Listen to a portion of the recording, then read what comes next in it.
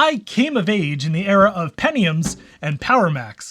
My favorite childhood computing memories involve things like playing Rise of the Triad with a friend by literally dialing into his Windows computer from mine. Hey John, I know you watch these videos sometimes. Anyway, the world of 8-bit micros was just a bit before my time, and I can't help but feel like I missed out on something special. Well, recently I lucked into a beautiful working Commodore 64 setup, locally. And I've picked up a whole bunch of joysticks, peripherals, modern gizmos, and internet connectivity doodads. So today, join me as I speedrun 40 years of 8-bit microcomputing that I missed out on as a kid. So stay tuned.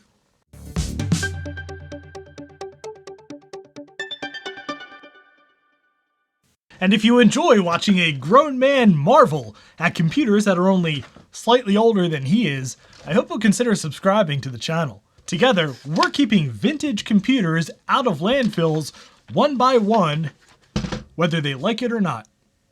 Ah, the mysterious Commodore 64. Famous, of course, for two things. One, being the best-selling computer model of all time.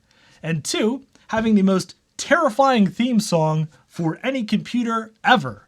Huh, don't believe me? Well, take a listen.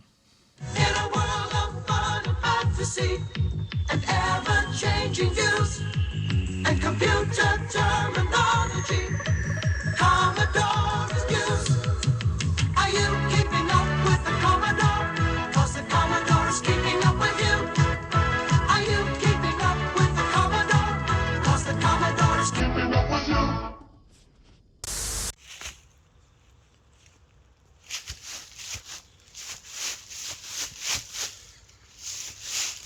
Commodore, it won't stop keeping up with me. That was silly. Now, when I was a kid, by the time my family finally got a real home computer that wasn't a busted 286 laptop that we found at a flea market, we were well into the era of gigantic honkin' Pentium systems. So I grew up obsessed with writing programs in QBasic on my middle school DOS computers and then Visual Basic at home. Anyone remember the whole AOL prog scene? But there was always this mysterious specter of a strange world that came before, where my beloved BASIC wasn't just an application to run from DOS or Windows, it was everything. And the computers, they weren't huge hulking behemoths that screamed with fans roaring and hard drives dying. They were small, silent, and dare I say, cute? I mean, the whole computer inside of a keyboard? What? I never really understood this era of computers when I was a kid, even though I missed it by just a couple of years. And it wasn't until I discovered the huge amount of Commodore 64 content right here on YouTube that I realized the simplicity of these BASIC-based micros wasn't a limitation. It was a superpower. Those point-and-click interfaces of Windows and Macintosh hid the computer away behind layers of abstraction. But in these old micros, the whole computer was right here, fully open and available, ready to do exactly what you tell it to do. So finally, after years of fascination, I found just about the ultimate Commodore 64 setup locally with this beautiful monitor, fully working system, and even the disk drive. And you know, we do a lot of white-knuckle upgrading around here. I think it's about time we just sit back, relax, and enjoy an old computer for what it is. Oh god, I'm gonna wind up taking this thing apart and futzing with it, aren't I? So let me show you all the cool stuff I've picked up for this machine since I got it. We'll play some really cool games and maybe even take this thing online. Right after this word about today's sponsor, PCBWay. In fact, I'm not just here to pitch PCBWay, I'm here to use PCBWay. I recently printed up these very lovely PCBs with white solder mask with a very interesting pattern on them. By the way, it's also PCBWay's 5th annual PCB design contest, where you can submit your own creations for a chance at a bunch of really cool prizes. So if you have any PCB or prototyping needs, I hope you'll give PCBWay.com a try. So what really inspired me to finish up this setup here was watching Veronica Explains take her Commodore 64 online with a serial Wi-Fi modem built for the Commodore 64. And that's actually where this cool "Linux is awesome and so are you" t-shirt comes from. And I had no idea about the vibrant community of BBSs that can cater to the Commodore 64's unique abilities. We'll check out some of those in a bit, but first, let's check out all the cool stuff I got for this ultimate setup. Now, one big issue facing Commodore 64s today is original power supplies, which can be, well, a little more than just flaky. In fact, from what everyone tells me, these things can go so wrong that they will fry the system. So you could recap these and completely redo them, or like I have, there are aftermarket brand new Commodore 64 power supplies like this one here that I got from Poland. These start at like 33 euros, and the one I got even has a second port to power something else. Now that we have power sorted, we need some way to play games, because what good is a Commodore 64 if you're not playing games? Now, I never got the hang of those little black joysticks, probably because I have huge Hulk hands. So I found this huge Hulk-sized Ultimate Super Stick. Oh man, just look at this thing. Now, it doesn't have any of the original packaging, and in fact, it was sent to me just loose in the box here. It's awesome. It's even clicky, and it has suction cups on the bottom, so it can stay in place during our intense gaming sessions. Now, if you know me, I'm really more of a trackball person, so I found just the thing. This Wiko command and control trackball, which, is pretty much just a joystick in trackball form. But check this thing out. It is heavy duty, and it weighs a lot more than the joystick, honestly. So yeah, we have two options for playing games. But what if we want to do something a little more modern, like use Kentucky, which is a graphical mouse-based operating system? Well, I found the fabled 1531 Commodore mouse, which again just plugs right into the joystick port. And look at that, the lovely tank mouse, as it's known. And hopefully it works. So yeah, this is a lot of cool stuff. But how are we going to get games on here to play? Well, we do have the lovely 1541 disk drive, and it does work, but that's a little bit tedious. I have something better. The Kung Fu Flash, a cartridge that goes in the cartridge port and takes a micro SD card with images. And then when we want to go online, well, you've already seen the C64 Wi-Fi modem from Retro Rewind. I also have the C64 NIC, which I don't think we're actually going to get a chance to use in this video because I need to get an EEPROM programmer so we can use some software with it.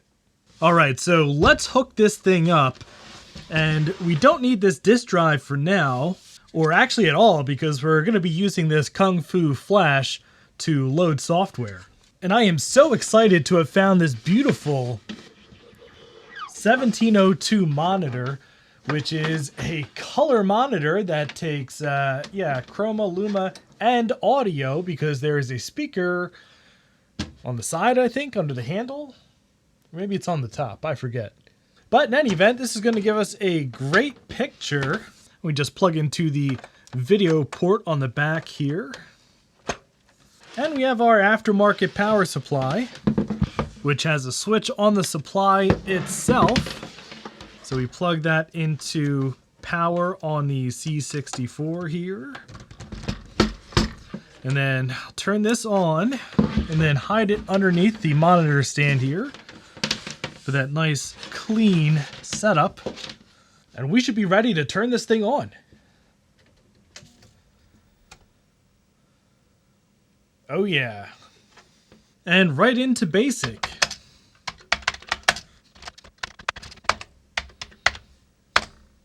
Haha.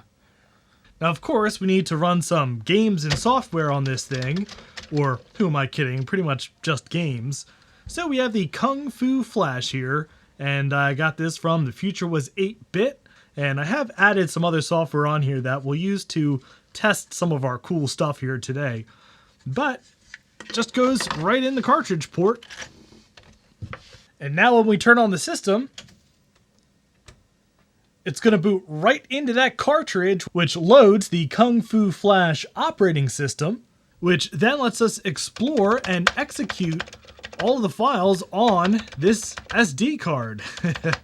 Now, it came with a whole bunch of stuff, including a ton of games, and that's really exciting. And I've also put some of my own stuff on here, but for now, here's all the games that I put on here myself, such as 3D Pinball, presented by Ass, I guess.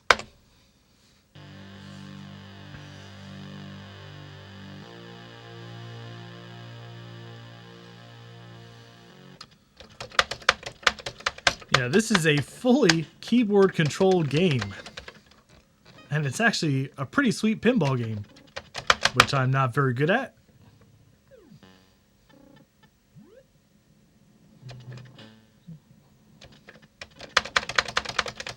Okay, now what I'm really excited about here, let's hook up our Ultimate Super Stick with Dial-A-Speed TM and Autofire. And yeah, the buttons are just repeated on each side, and I think A and B do the same thing. So really, this is 4 copies of the same button. Now, when we restart the system, it goes right back into the last thing that was running. And I don't know why it was flashing like that, but there's something we can do on our Kung Fu Flash, because there are these control buttons here. So we can red button to reset it, and then we can go on the keyboard here, delete to go up a directory, or home to go back to the root directory. So I want to load up a game that I think will use our joystick well. This is a game called Awakening, which is a modern game written in 2015 as part of a game jam, and yeah, it's pretty epic. It's basically a full-on adventure kind of RPG game.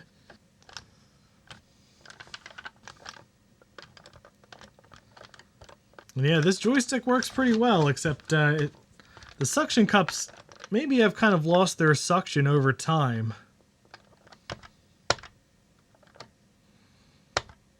Okay, let's try something a little more active with our cool Ultimate Super Stick. Oh yeah, 1943. Doesn't get more active than this game.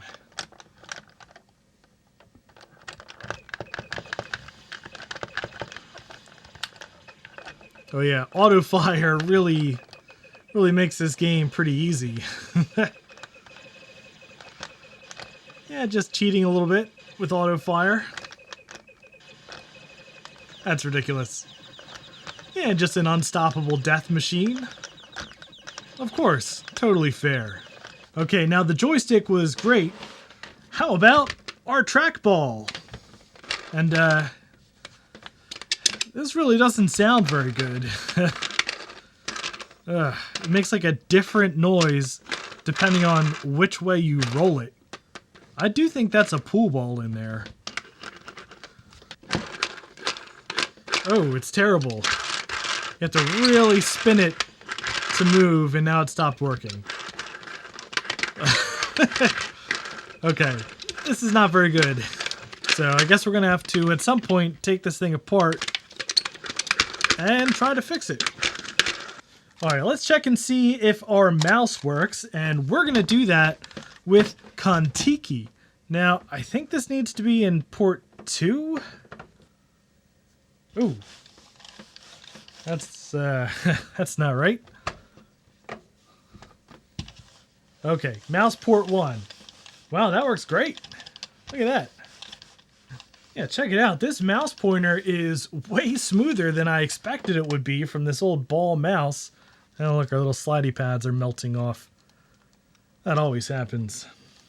Now, unfortunately, we're not going to be able to do too much with Kentucky today. You see, to get Kentucky browsing the web, we need some sort of Ethernet solution like this 64 NIC Plus, which allows us to connect an Ethernet cable and plug this into the cartridge port. But there's a problem, at least in this setup. Our cartridge port is taken up by the Kung Fu Flash. And the Kung Fu Flash is how we were running Kentucky, so we can't really swap this in because there's no way to then run Kentucky. Except there sort of is, because we can flash an EEPROM with software and install it here, and it will boot up and let us use that software. So we could put Kentucky on an EEPROM and have a full web internet browsing solution in one single card, which is exactly what I want to do just as soon as I get an EEPROM programmer, which I have been putting off. But no fear, we have another way on the internet. This is the C64 Wi-Fi modem. So we just need to plug in our Kung Fu Flash to the cartridge port and our C64 Wi-Fi modem into the modem port here. Uh-oh. I think the Commodore just broke. Now when I turn it on, these things just flash rapidly. I think I know what's going on though. I think I made a big stupid here. But we're gonna have to take this apart. Yeah, look at that. I blew this fuse right here because I think I did a big stupid and plugged in the Wi-Fi modem while the system was still turned on. And hopefully it didn't do any more damage than that. Thank goodness for these big glass fuses in here.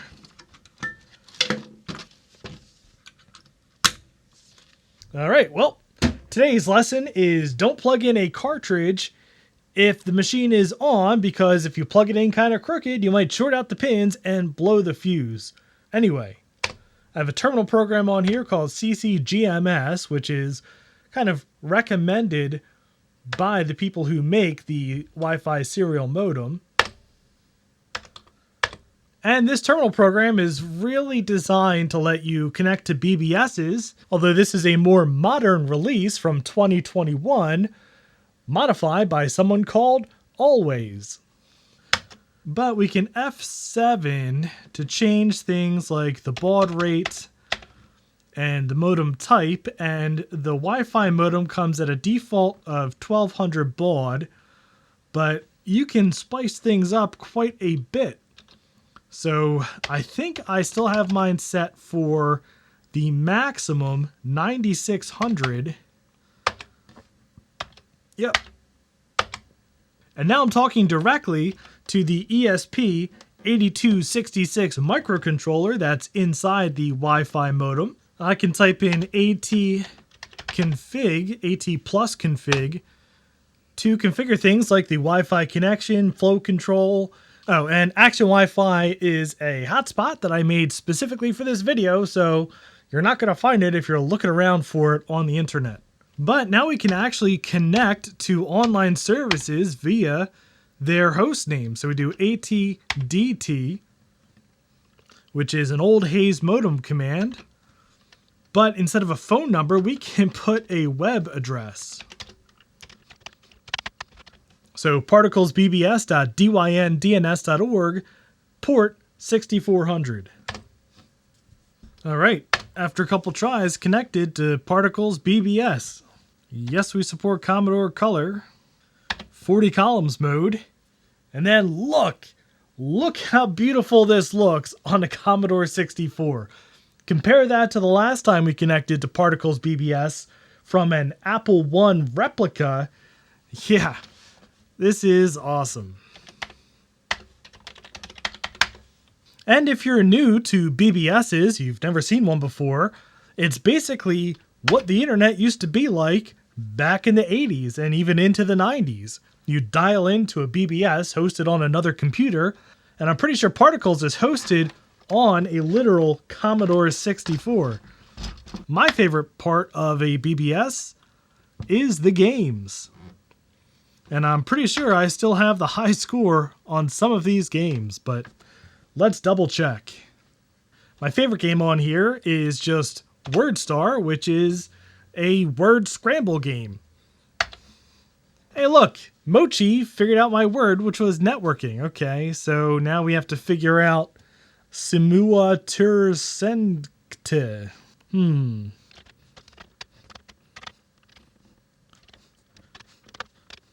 I just think it's so cool that there are these hidden places on the internet that you can connect to with vintage tech like a Commodore 64 and have a really great experience on talking to people, playing games, and yeah, there are tons of BBSs still very active. Oh man, I've been having so much fun with this computer, and I'm so incredibly lucky to have found this wonderful setup, and I found it all locally. Amazing. And of all the peripherals that I bought for this machine, my favorite has to be the Ultimate Super Stick here, because I've just been playing a whole bunch of games on this machine with the Super Stick, and it has been a ton of fun. There are so many good games, both from back in the day and modern games written for the Commodore 64. Now, there are a few more things I want to do to make this the ultimate Commodore 64 setup. Specifically, I want to get the 64 NIC Plus working, which I need software like Kentucky to use this, and to do that I need a different way to load Kentucky. So I need to get an EEPROM programmer so I can put Kentucky on an EEPROM. I think that'll work. And there's also stuff like the SDIEC, which is a floppy drive emulator, which would free up the cartridge port and allow me to run software off of disk images. But if you enjoyed this video, I'd appreciate a thumbs up, and if you'd like to see more retro computing shenanigans like this, please subscribe down below, and thank you very much for watching. And a special thanks to Camilla Noseda, Chris Allegretta, Chris Biggs, Chris Calderon, Chris Nelson, Cobalt Retrotech, Control-Alt-Reese, Daniel Hubbard, Dwight A. Spencer, Greg from Rutk Mods, Paul Spencer, Ryan, Scott Thompson, and Sutek, who are my highest tiered patrons and all of my Patreon supporters for helping to make these videos possible.